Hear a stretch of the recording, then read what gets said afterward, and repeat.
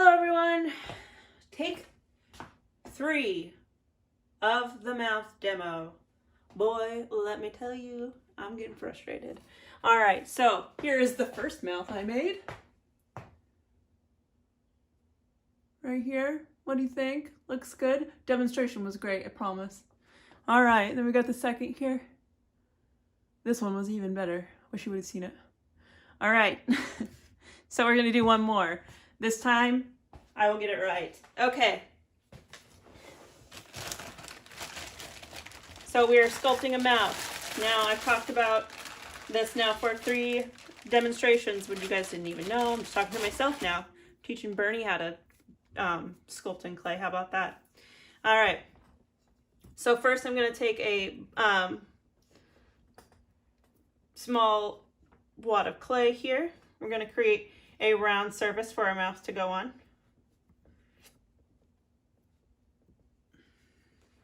This is really awkward because I'm using a tripod and it's in a really weird spot and I just hit it.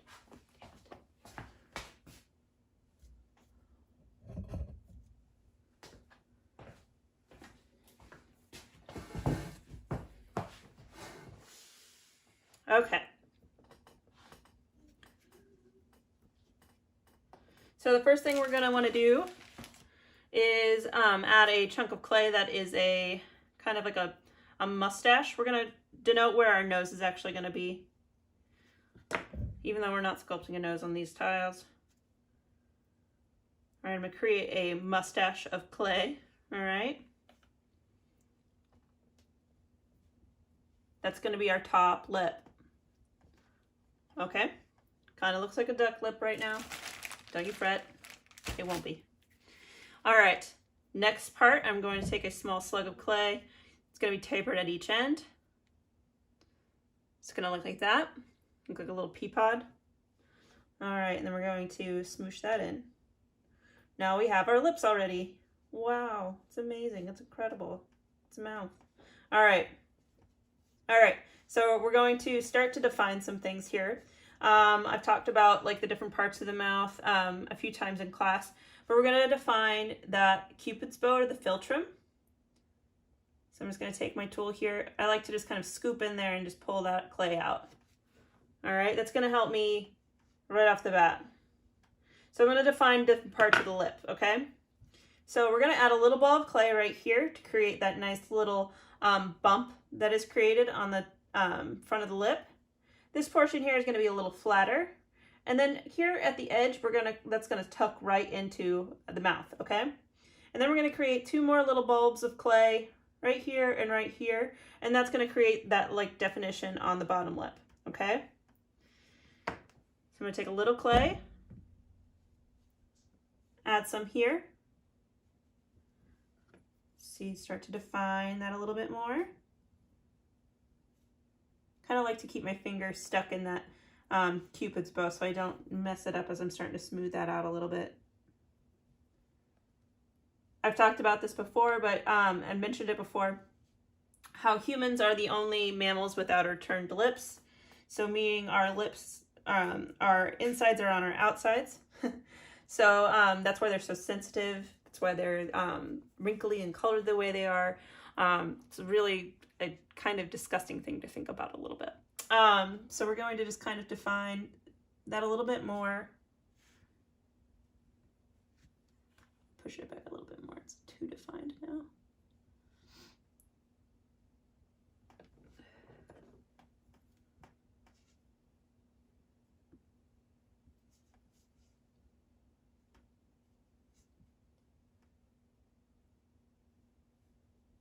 Okay. Flat part here, and then that's going to curve into the mouth. The edge of that is going to curve inside of the mouth.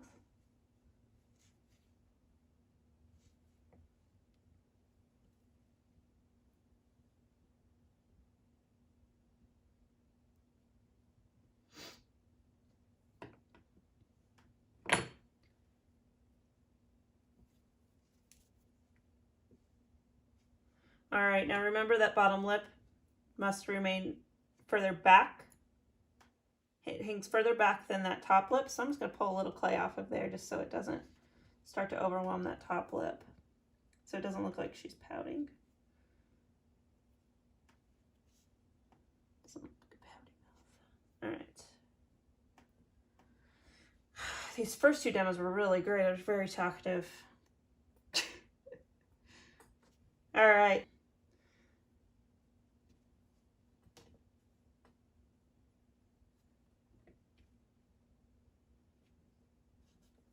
All right, I'm gonna add a little clay here to form these little bulbous areas on the bottom lip.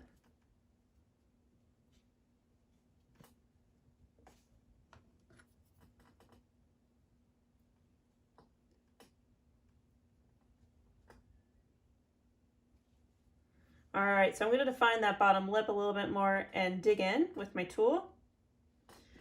That's going to create, and then I'm going to add a little clay here just to create that chin. It's going to be that little dip that rests underneath that bottom lip. If you don't have wood to work on or something that is absorbent, I would suggest working on top of a piece of newsprint or some printer or copy paper, anything that will protect your hard surfaces. It'll wipe right off, but your clay will stick to non-porous surfaces. So just make sure that you're either working on a porous surface or some newsprint or copy paper.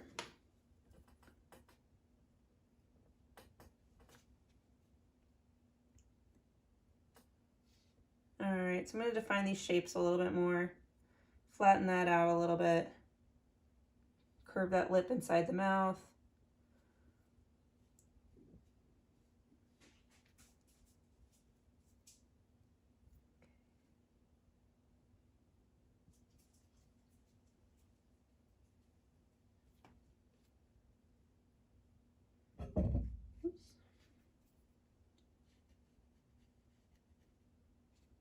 Okay.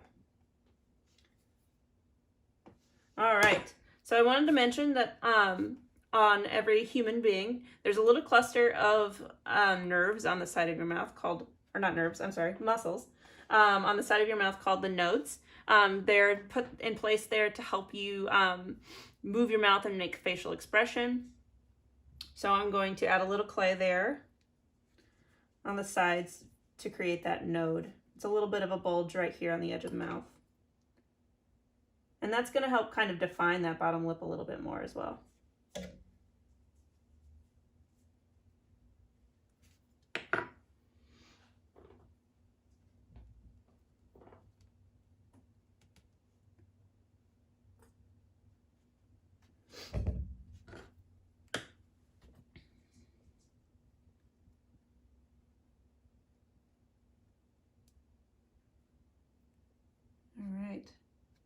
So, getting pretty happy with this.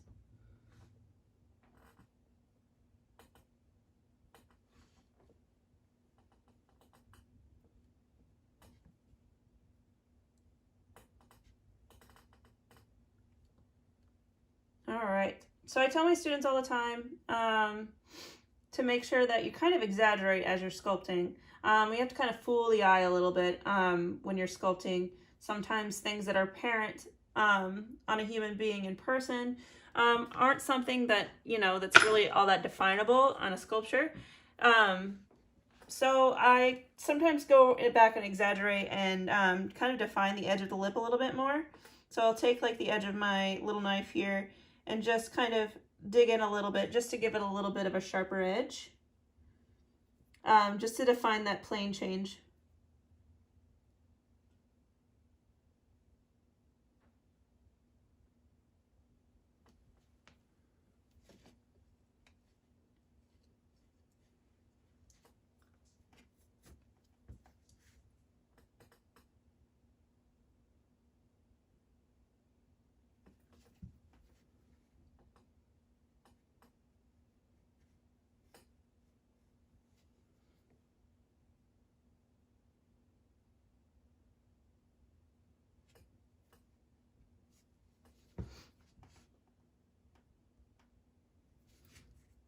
So one other thing I wanted to mention as well before I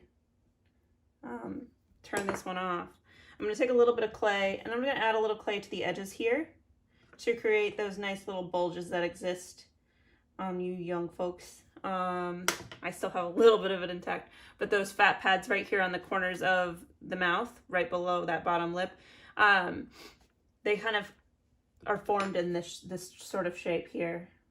Define it a little bit more. So I just take a little bit of clay and add and subtract sometimes to kind of define that a little bit more. They're more apparent in younger people, but as you get older, that fat starts to break down and it becomes a little less defined.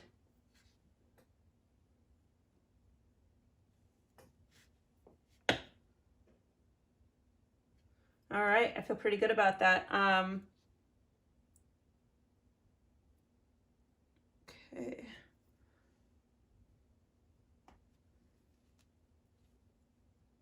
Cool. A little bit of a pouty mouth here. Very fitting.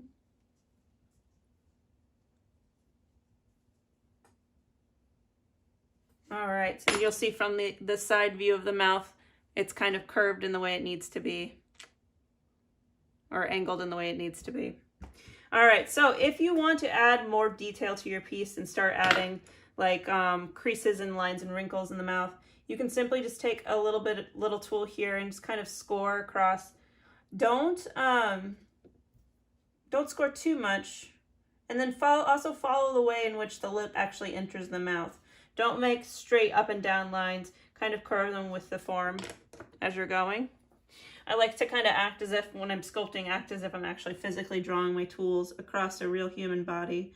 I know that sounds totally creepy, but it really kind of helps and like you to kind of imagine what you're doing here.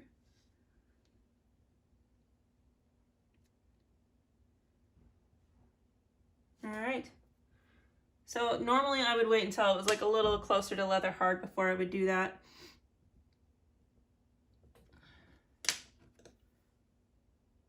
But it kind of makes those lines fall back a little bit, and they're not so harsh. And they look a little more wrinkle-like.